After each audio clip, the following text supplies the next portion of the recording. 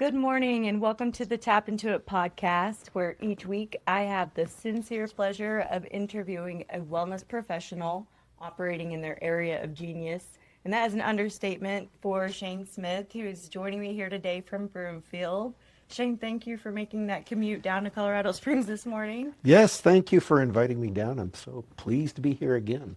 Me too. Thank you for coming back. You've been pillar of the foundation that we're building at CCC, and I'm so grateful for your stewardship. Well, And and I'm grateful for the opportunity. Thank you so much. thank you. And today, for folks who don't know, Shayn has a background that is rich. He is an educator, a PhD in educational psychology, a musician, an astrologer, a father, a husband, all of the hats. And today we're here to talk about his career in astrology and what he offers to our community and energy healing if Oh, the yes. route takes us there. Oh, boy. And speaking of route, how about we start with your commute, because you said Oh, from an astrological lens that might be something to mention. well, thank you. Yes, it's about an hour and a half from Broomfield down to Colorado Springs. And I don't typically do this as a matter of course, but I thought, well, maybe for this little episode, I might experiment and have a little fun with astrology. And there is a kind of astrology called elective astrology, where you elect a time and a date to do something, whether it be start a business, get married, take a trip. I said, okay, well, here's my time frame. I wonder how I can make this work so it goes smoothly. There's traffic that obviously I run into in Denver. Okay, let's see. Take a look at the chart. And you want to leave at an auspicious time and hopefully arrive at an auspicious time. And so my calculation showed that if I left at 7:05, that would get me here a little early, but that's okay. I can deal with that. 7:05 is when the sun was aligned with some of the meridians in the chart. And meridians are very powerful points. Astrologers use those quite a bit. I said, okay, 7:05. And you kind of advance it through the trip. And you go, oh, wow, there's a Neptune-Saturn conjunction that we're going to be running into in the middle of Denver somewhere. And then boom, boom, boom, boom, everything's smooth after that. And then when you arrive, the angles will be conjunct Moon and Jupiter. Wow, how auspicious is that? So that would have been about 8:40, 8:45 or so. So I said, okay, let's keep an eye on the clock as we're driving here. Let's see what happens at 7:40 or 7:45, between 7:40 and 7:50. And that's when I got into the heart of Denver, you know. It's like, yeah, it slowed down a little bit, but that's okay. Everything was moving along pretty well. And I realized that at that moment, when the angles were coming up to Neptune and Saturn, I had a Neptunian experience and I had a Saturnian experience. And it wasn't anything that was outside of me. In other words, I was expecting maybe there'd be some confusion. Neptune can be confusion. And Saturn can be like a real huge slowdown, a real block up. And so I was expecting, okay, there'll be an accident or something like that. There was no accident. It was only in my own head. Because at that moment in time, I was passing by Colorado Boulevard, okay, and then going down to Hampton. And my younger daughter lives off of Hampton. And I thought, I think I've got time. Maybe I could stop and get some coffee in Colorado. There's a place I usually go when I visit her. Get coffee, and then I go down to Hampton and visit her. So maybe I have time to visit her. She's working from home today. And so that was my imagination. That was the Neptunian thing. And the Saturn said, no, keep going. Saturn said, yeah, we're going to cut this short. And so I just kind of flew on by. And I kind of waved to her in my mind, and here I am.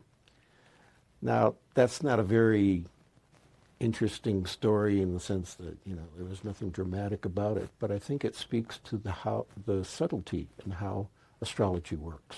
I appreciate that. Yeah. Yes. And how maybe more internal it is versus how external sometimes we make it out to be. It's like, wow, Saturn, brace yourself. And it's not always that way. So I'm here to say that I lived through the trip and here. I'm so grateful that you're here and that it was a smooth trip. And I also appreciate that your mind went to bringing more love into your day if you could. And Yes. also that you gleaned that awareness that it probably will slow me down and I'll want to stay longer. So I hope you get to stop back on your way home. Oh, yes. Well, that's a good point. Yeah. I do the chart for going back, though.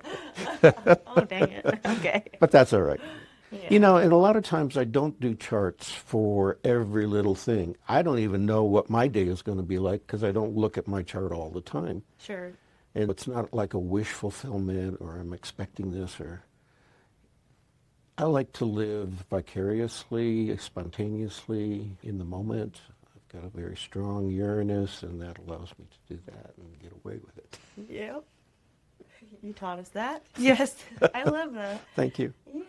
And I think it's really, really good to hear that you don't do a chart for everything.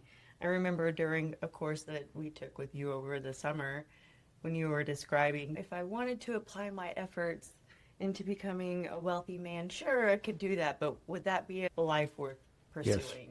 And I think that that is so valid and also a testament to why I think it's important that it's folks like you who are doing this work.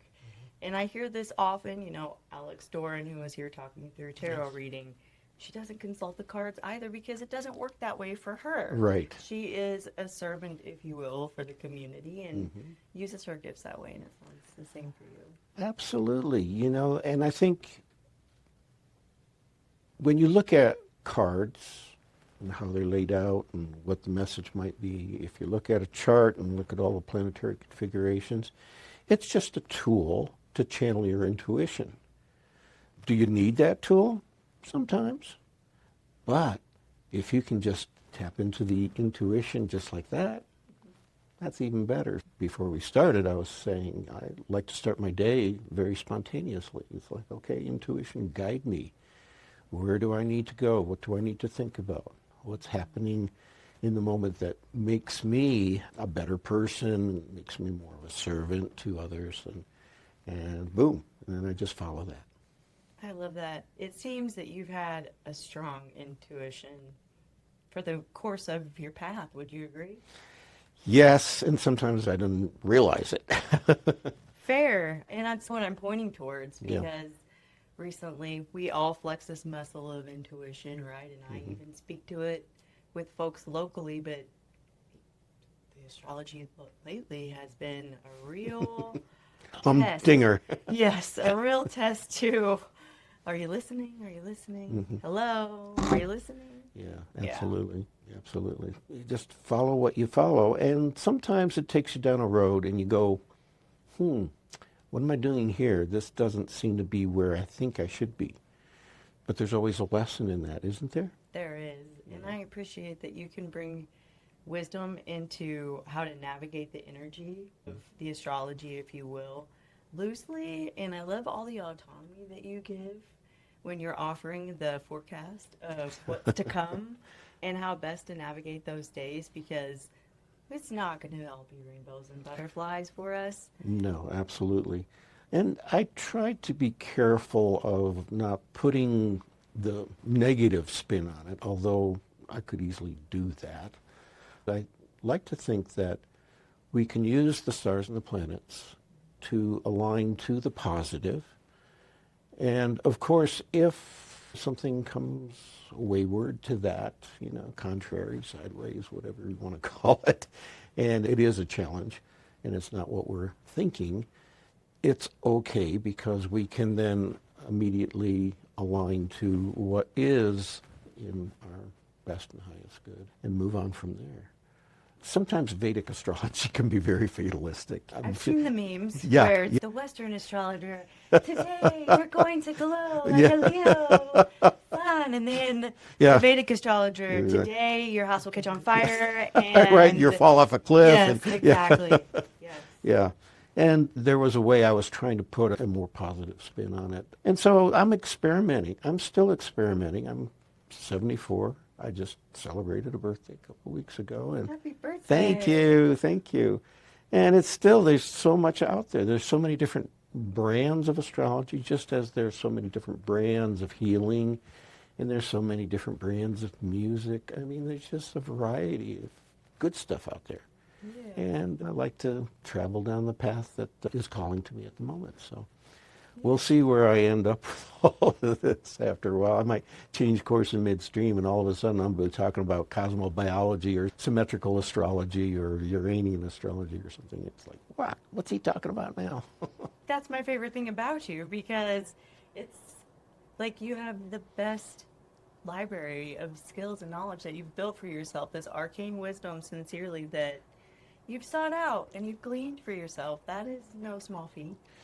Well, thank you. It's fun for me. I mean, I'm just a student of life, and I've Sure. often said that if I didn't have a job, which I did, and I loved my job, it was a good job, it had challenges, of course, but I said, you know, if I didn't have this, I'd be a student of life. I'd be learning all the time.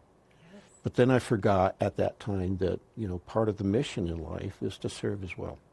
And so it's like, well, I'm learning this, but can I apply it to others? And so it took a while before I got to the point where I was comfortable in charging for services. Oh, wow. Before it was like, oh, you do astrology, great. Can I have my chart done? Yeah, take me out to lunch and I'll be happy to talk about it. Yeah. And trades and things like that. And I still do trades. But yeah, it's a step when you decide that you're going to be professional in the field and you're going to request monetary recompense for what you do. And the same for healing too, because I also do that. And it was like, but aren't you supposed to give it away? And that's a very common question that healers ask, right? You Yes. know, it's like, well, we got to make a living too, don't we? That's correct. We used to be supported, healers and wellness professionals, in these villages that existed where they all were supported and nurtured, and we just do not live there anymore. And it's an unfortunate tale, and one that I share, and so many others, as I know you know, Yes. where at first, as you're stepping into that power and shaking off imposter syndrome, you give away so much of your own energy. Not that Yes. I think that energy healing is you giving of yourself, Mm-hmm. but there is that reciprocity that's necessary in Absolutely. order for you to feel fueled in order to do this work. Absolutely. You said it beautifully. And that's the flow of the energy, isn't it? You get to see how that circulates. Yes. That's so beautiful. Yeah. Thank you. Yes. And I myself have struggled with the same thing, especially when folks approach me and I know that they're in X, Y, or Z position. And I try my best to make it approachable medicine, which is what I think these gifts are. Really, Yes. it's an approachable medicine that no one outside of yourself, you don't need a referral. You can go and approach, and speaking with you and having a session with you has been medicine for me. So thank you. Thank you so much. That means a lot. Thank you. And you have a gifted way of guiding through all of the ups and downs. I wouldn't say that you bypass the negativity. You just say, oh, your looks like might be a spicy time. Right? Yeah. Do you want it mild or do you want it hot? Anything in between? Right. Yeah. Yes, but there's no defeatist mentality that comes with your readings of the chart, and I love the mathematics that you go to. I was just listening today to a lecture on quantum physics and mathematics and how Oh, really? music and frequency and Oh. everything is mathematics. Yes, it is. It's all numbers, isn't it? We were just talking about numbers before we began. That's right. Yeah. This is a 2026 is a 1 year, so we're off to the races. Compounded with the fact that it's the fire horse year. It's like, wow, we're really off to the races this year, aren't we? So a lot of things will be uncovered as we progress through the racetrack, if you will. And it may come too quickly for some of us, Oh, especially yeah. me. I like to kind of sit, and if you've seen my episodes, you know that I'm a 7 vibe kind of person. That's not actually my predominant vibe, but seven, 7 vibe is like very quiet, peaceful, meditative. It gets into the inner knowledge, and for 7s, it's going to be a rough year because 1 just wants to go, go, go. 7s want to stop, stop, stop. Interesting. Yeah. So, Yeah. what are you? I believe that I'm an 1122. Oh, in astrology, that's right. We did Yeah, your frequencies, didn't we? we did. And that was 11, vibrational that was astrology, vibrational right? astrology. And 11s just are progressive. They want to move. They want to get off the dime. They can't sit for very long. So sometimes meditation Oopsie. is a little bit difficult, but that's what they need to center. That's right. And 11s just take off, and they're pursuing what they need to pursue and getting done what they need to get done. Yeah, Dang it. 11s are that. We do, in the episodes, I think, we do talk about 11s, but it doesn't come up as often. You know, mostly we see 7s. This week we have some 7s popping up in here and there. And I forgot. I don't even look at my own forecast to see, all right, it's Friday. What did he say about Friday? I Yeah. have no idea what today was all about. You know, I just live it. I think that I have avoided acknowledging anything today. And my friend, 13 is like her number. It's her jam. But Uh-huh, yeah. today it is Friday the 13th. So not only did you take a chance Wow. on driving down astrologically during that, and I thought about Yes. that. I was like, Yes. interesting. You must know something I don't. Yes. Friday the 13th. And you know that it's only been a recent kind of phenomenon. Really? I think that came about maybe in the 1800s, mostly in Europe. And it was a kind of a backward glance, I think. 13 was deemed, well, Friday, let's start with Friday. Friday was deemed not very lucky Okay. because one account is that that's when Jesus was crucified, okay, on Yes. Friday. And so it's like, oh, terrible day, avoid Friday. However, my view of it's different. If you look at the days of the week that are ruled by planets, Friday is ruled by Venus. Venus is love and beauty and harmony and peace and all that good stuff. So there's nothing wrong with Friday. And then 13, I think, came along from the same kind of concept that there were 13 individuals at the Last Supper. And it's like, oh, the Last Supper. Wow, that's unlucky, you know. Like, what happened after that? So, and I think there were other kinds of things that kind of got folded in along the way that kind of gave rise to the Friday the 13th myth. But I've always had very fortunate Friday the 13th, actually. That's wonderful. Me too. Yeah. I even had a kiddo that had an ear surgery on Friday the 13th. And it turned out okay? Let's talk about your energy healing, Shane, because I have gotten with you so many times and then I stay on the same pathway of talking astrology. But let's talk about where you started with that. Wow. I'm going back to the episode where your first episode here, where you talked about touching the hot iron. Should I retell that story? Yeah, recap that for folks. Okay, I'm going to tie astrology into this because Please. it is actually kind of part and parcel of what was going on at the time. Okay. I started college at the State University of New York at Buffalo in 1970. And I had a group of friends who were traveling down the metaphysical road, if you will. And they wanted me to join. And I go, well, what? You know, now, prior to that, I had graduated. My last 2 years of high school was at a Catholic all-boys school. Wow. So, not that I bought into everything there, hook, line, and sinker, but, you know, before that, I was confirmed a Methodist. And so I had more of a traditional religious upbringing, but it didn't really have an imprint on how I thought, who I was. And so they said, well, we're studying people like Annie Besant and Charles Ledbetter and Madame Blavatsky. You know, are you interested in all this stuff? said, I don't know. And so we hired a lady from Lilydale. And I don't know if you are familiar, but that is a community down south of Buffalo, New York, that is known for their mediums and psychics. And it's a very spiritual community. And we hired a lady to come up, and she was a minister down there, to give us classes. And so we had classes every, I don't know, several weeks or so, and we'd chip in and pay for her services and so forth. But she would channel an entity named Dr. Andre. And Dr. Andre would give us these wonderful messages. And the course was called Something of Consciousness.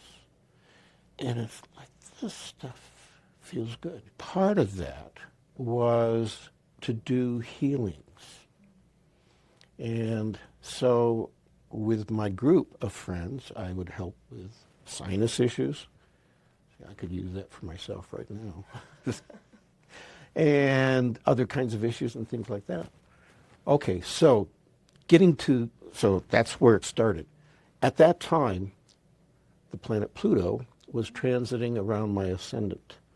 Now, the ascendant is a part of the chart that expresses who you are and how you view the world and how the world views you and so forth. It's your environment. It's how the environment is affecting you. And Pluto was coming around and it was doing some funny things there. It was changing my perception of the world. Pluto is transformative. Pluto is deep. Pluto gets to the subconscious. And so that was going on at that time. And so I had all this Plutonian energy, and I had this wonderful teaching of theosophy, and then later the mystery schools of Astara. And it was like, okay, now I've got this great gift that everybody has. Yes. It says in the Bible, these things I do, you can do as well, even better. It's like, okay, I'll give it a try. And so I started healing back in those days. Now, the one thing that really brought it home to me about how powerful this stuff is when I was, I don't know if people iron pants anymore, but I was ironing pants in my living room in Buffalo, and the hot iron fell off the ironing board for some reason, and my instinct was to catch it.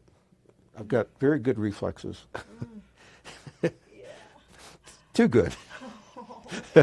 I don't know if you've ever caught a hot iron in your hand before. I'm going, this is crazy. Put it down back on the ironing board. And I go, well, I've got to heal this because it's going to turn into a welt of some sort of blister, ugly thing I don't care to think about. And so I immediately put the other hand over it, directed healing white light into it. White light is a great, great healer, isn't it? And moments later, I looked at my hand. I didn't see any red welts, any unusual formations, or it felt great. It's like, there's something to this.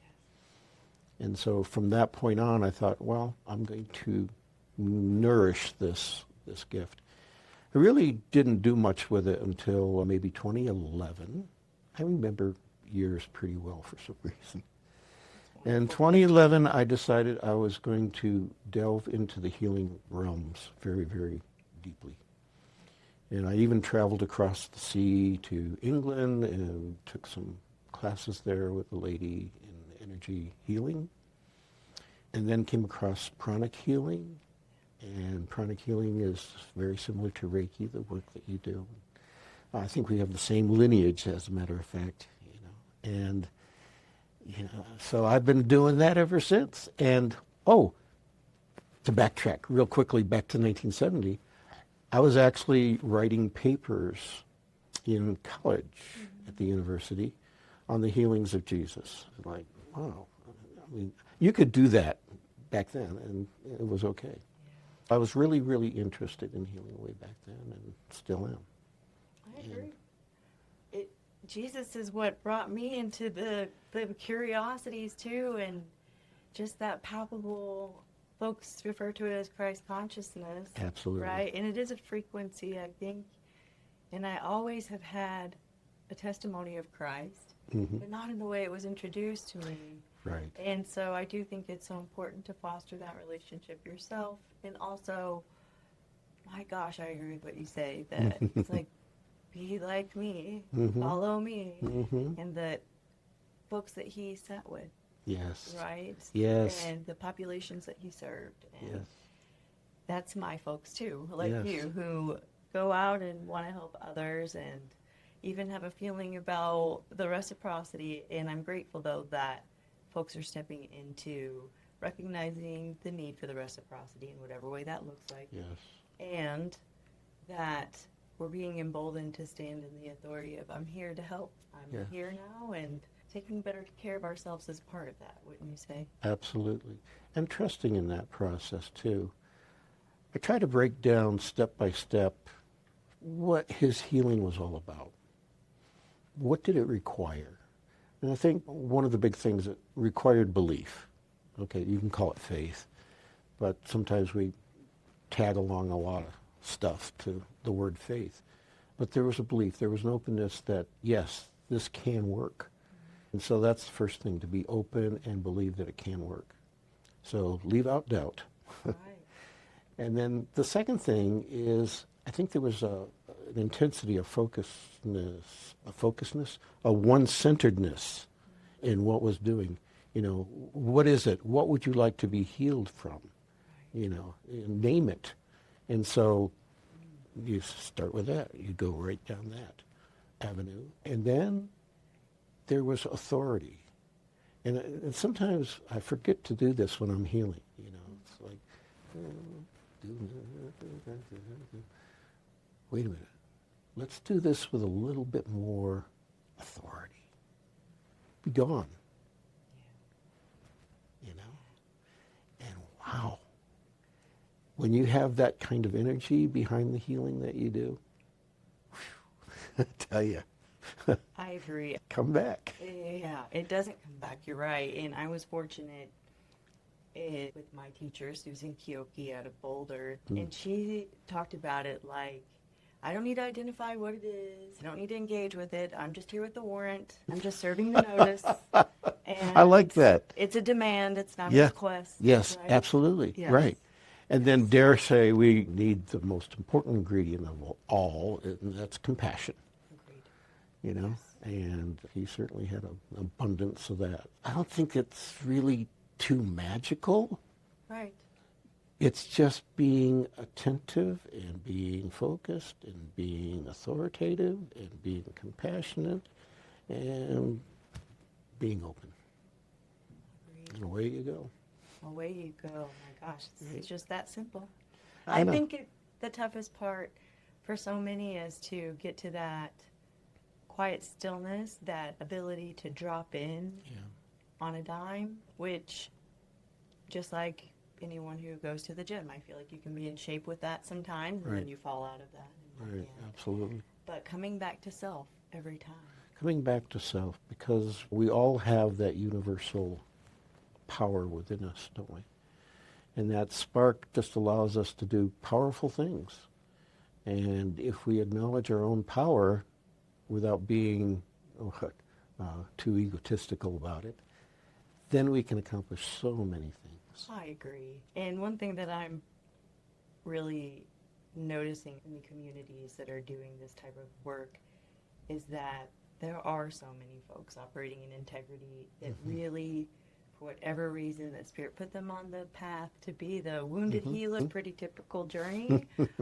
It's just, it warms my heart because there's well-meaning out Yeah. there. If we really stop and acknowledge it, there's a lot of folks trying to help people achieve the relief that we're not finding in different systems, not to get political, but Right. as a society, we're tired of feeling disempowered. Absolutely. And we're in the Aquarian age now.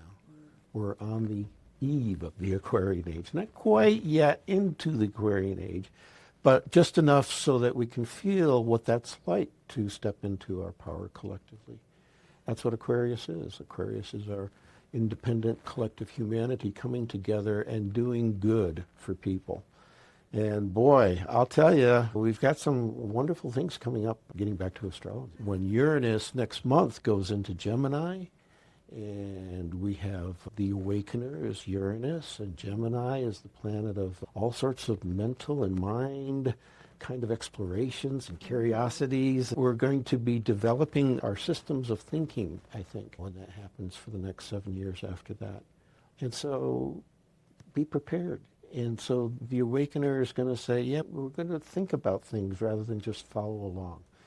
We're going to think about things, and then we're going to do what we feel our path is.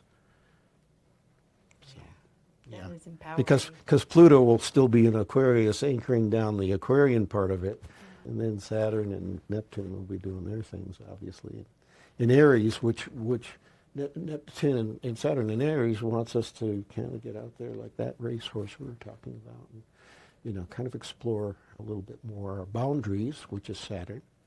Yeah, let's go beyond the boundaries. Let's break down the boundaries. And then Neptune, let's let our imagination soar. Oh, I like that. Yeah. I saw in Ireland, I believe, that they brought about, in their village, this opportunity for artists to be compensated by the government in order to be creative. I saw that, yeah. Would you say that's because we're on that cusp of going into the Aquarian age? I think that is a wonderful example of that. It's exciting to think that folks are recognizing we need art and creativity. In my hope, and I may have even shared this with you in the past, more music, please. Different kind of organic, authentic music, please. Yes, please. And I think that is so important, too, to keep the baseline. Yes, absolutely, absolutely. I like to say that we have front row seats to one of the most glorious moments in our world's history. Front row seats. And I was saying that way back, even when people were talking about, what was it, 2012, when we were, the Mayan calendar thing, and we were ending that. And so, no, don't worry about it. The world's not going to end. It's just that we are beginning a new process. And this new process is allowing us to find our divinity and express it and move forward with it. And it's beautiful. I mean, yeah, it's bumpy.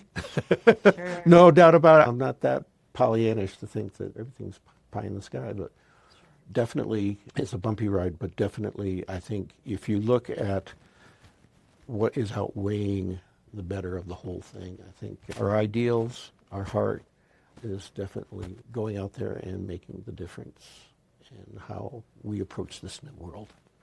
Agreed.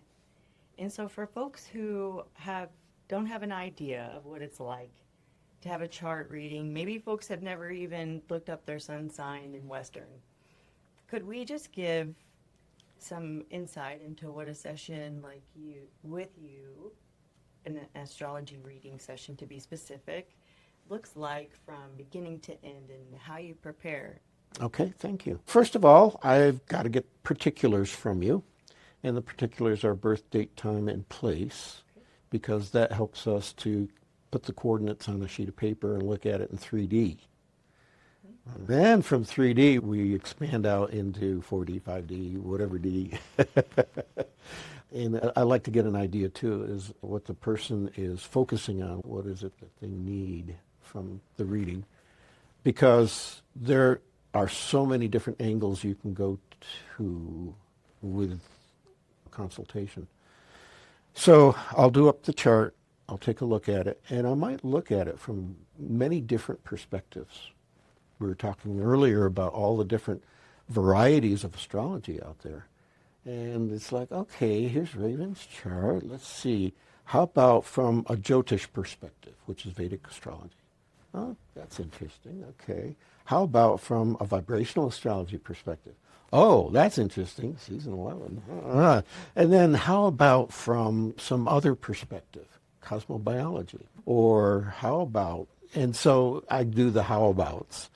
And then I get this kind of picture of a person so that when they come in, I have a kind of perspective, but I don't know everything about that person from the chart. I don't know, for example, even looking down the road, I can see maybe the bumps. I can see the opportunities, but I can't see the free will that that person's going to express. And so that's where we get into a conversation. I like to look at the astrology reading more as a conversation rather than me just spouting off stuff. It's like, and then your Venus is here. You know, that gets kind of boring for me because I don't like to listen to myself that much. I think you do a great job of bringing in the person too into the experience. Yeah. And I would love to hear you talk, so I think you're an excellent teacher. Oh, thank you. But it did not feel like a consultation to where it's a one-way monologue that I'm trying to take in a bunch of information that I'm not understanding. Absolutely. And I appreciate that you thoughtfully walk through very complex system in such a easy to digest way in a short amount of time so that the person understands what you're conveying in a way that they can actually intellectualize and then go and use. Yes, thank you so much. That means a lot to me. The idea is I like to teach a little bit as I go along because I don't want to just be like the car mechanic that, oh, car's fixed now. Well, what was it? Was it the catalytic converter? Was it that? And I like to explain it in a way that helps you to put it in context. I know that there's some astrologers that don't like to do that because it's too technical or whatever, but I don't put that beyond my clients at all. I believe they have the capacity and the curiosity to know what's going on. Why is that such a difficult thing to go through? Well, okay, here it is. But you see, there's always an end to it. There's always an outlet. There's always a light at the end of the tunnel, so to speak. And you're very encouraging. I have sent many of my friends and closest trusted loved ones to Shayn. And I have a friend, I won't mention her name for privacy's sake, but she was just giggling and saying, by the end of it, I kind of felt bad for him because he was like, there's just so many notes. And it's because you listen, you hold space, and you make sure the person is heard, understood, and that you're getting what you need in order to help them better. So thank you. Oh, thank you for that. Well, it's interesting that you say that because vibrational astrology would say that I'm a number 17. And 17s are noted for empathy. And a lot of times they get into fields like counseling, which is my bread and butter. So it's interesting because I've got a client coming up.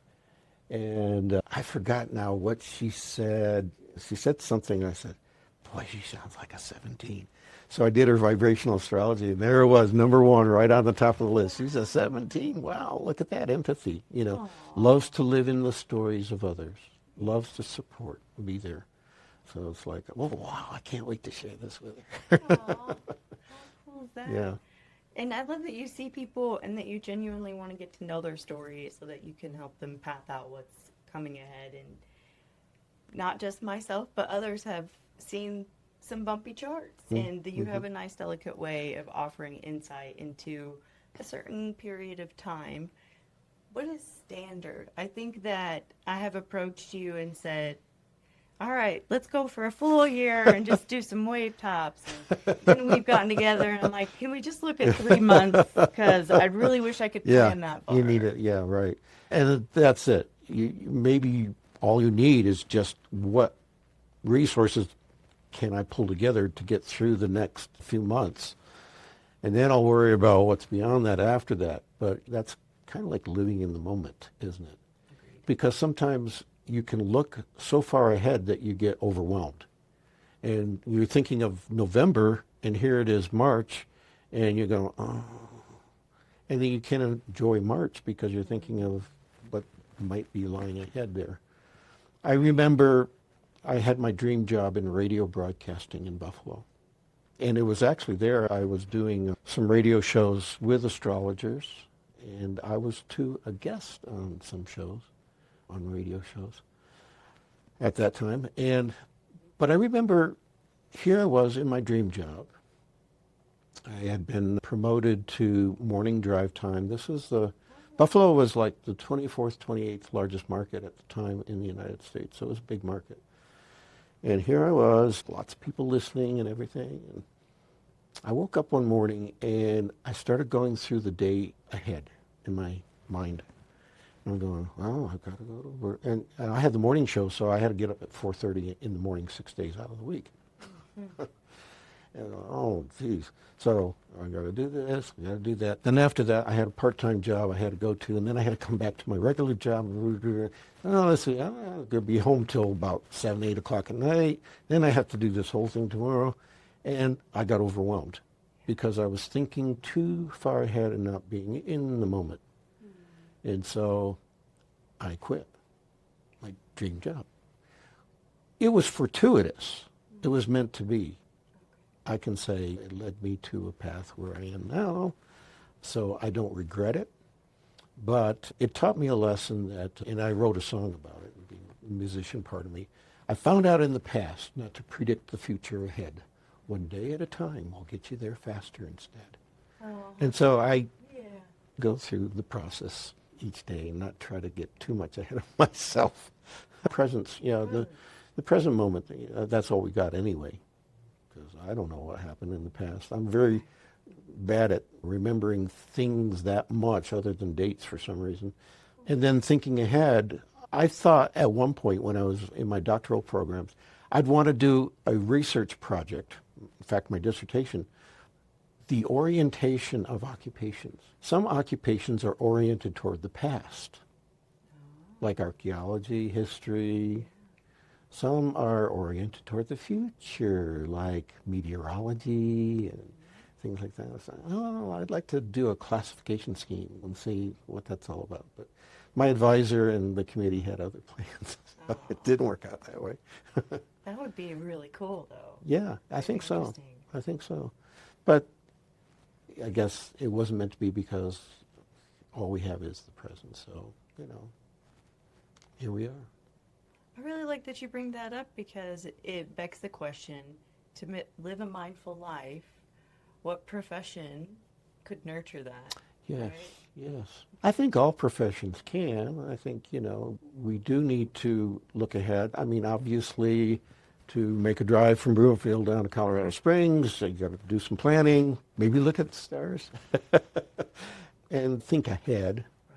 but not so much ahead that it paralyzes you. And I think that's where sometimes we get boxed in. I have this way of thinking, and I remember thinking about this when I was in college, and you remember, midterms are coming up, or final exams are coming up, and you get all sweaty and hot and bothered about, well, I passed these, what if I fail, and blah, blah, blah. What we do is we think up to the problem. We think up to the exam. It's like, okay, what do I have to do to get to the exam? And when I'm in the exam, what do I need to remember and what do I need to do? And so we're fixated on that one piece, when in reality, that exam is all part of a bigger span of time, isn't it? There's something that emerges after the exam, right? And so I like to think through the problem, the exam, and think beyond it. And so I was doing a lot of beyond thinking back then, and I still do these days, I think. So that you think beyond something to the point where that thing isn't so much an obstacle anymore because you've kind of lasered through it. And then you can look back on it and go, oh, okay, I made it. Yes. Oh, that feels like this past month. Is that astrologically correct? Yeah. This past month? Well, yeah, probably for a Little lot of bit, people. For a lot yeah. of people. What signs do you think, if it's top of mind, that are probably having the easiest march right now? Ooh, I'd hate to say that. As soon as you say one sign, then they'll go, no, Smith, that's not happening. That's fair. Statistics are real. Yeah. Yeah. Well, there's what happens collectively, of course, and we're experiencing that. And that's what I talk about when I do my broadcasts, I guess, because I don't have everybody's chart in front of me. Right. And so you have to talk more broadly, because your individual chart might say that you're going through a pretty nice time, But then later on, there could be that bump in the road, or maybe not. Yeah. So, yeah, I have to kind of be on the side of everybody as much as possible. And that's why I like this vibrational astrology, is because I can take, and it's mostly the outer planets that are involved, because they are in aspect with one another the longest, because they're slower moving. So I can take the Uranus, and I can take the Neptune, and I can take the Saturn and smush it all together and come up with this formula, if you will, this soup that says this can be delectable if, you kind of operate in this vibration with these kinds of energies of the planets. I love that aspect of vibrational astrology, and I love the fine-tunements that you can do with astrology. Gosh, you can go from this huge lens, like you're saying, for the collective, and then with more specific information, tailor it to a person, and then tailor it even more and even more. Absolutely. And that is why I appreciate this as an art and a science. Yeah. Because I think it takes that person to have the creative flexibility to approach that information. Absolutely. I'm glad you brought that up, because I do believe it is an art and a science. I think it's the science because we're using numbers and formulas, and we're looking at angles and, geometry and all that kind of good stuff. And then we're using the art part of it, which is a kind of a creative process, if you will. How I would look at the Saturn-Neptune-Uranus combination might be different than what another astrologer would if they put that all together. It's just whatever intuitively I feel. I do have the keywords, kind of. So, it's like, well, these are the keywords that came up with me, but everybody's different in how they approach something. When I was going through my graduate studies, I had an advisor who said, this might hurt you to hear, but most people are more similar than they are different. Because if they weren't, it would be hard for us to do counseling. I couldn't say, okay, I can see you're going through something similar to what, this person, it's not exactly the same, but okay, I can maybe use these tools to help you because they've helped this person, so on. So we are different, yes, but we are similar. There's a lot of discussion on collective consciousness lately, but I won't take us down that rabbit hole because, like I said, I could definitely talk to you all day. Yeah, that's a both and, isn't it? It is a both and, yeah.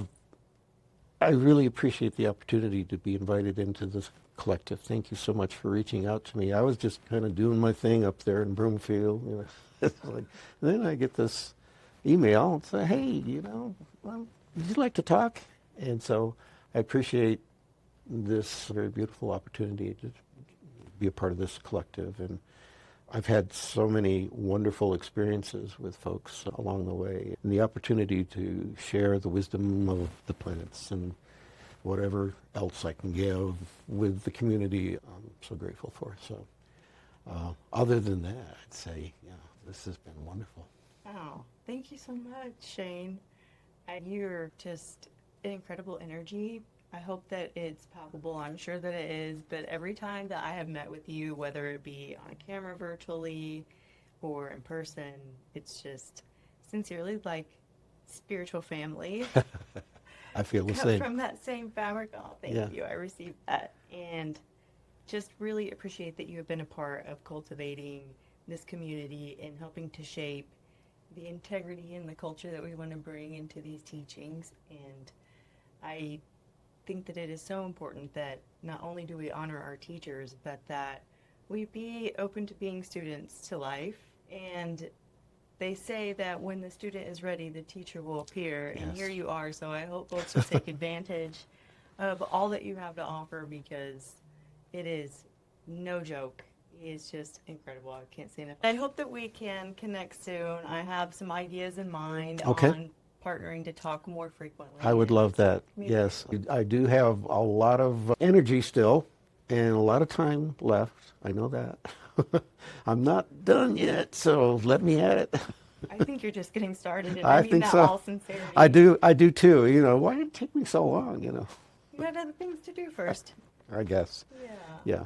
Well, thank you for being here. And for folks who want to get in touch with Shayn Smith, you will find the links below and his social media handles, and you can find him live inside of the Conscious Colorado Collective community as well. That's a mouthful. Wow. Ah, all right. Well, thank you, and Shayn, until next time. Thank you, Ravyn. Thank you.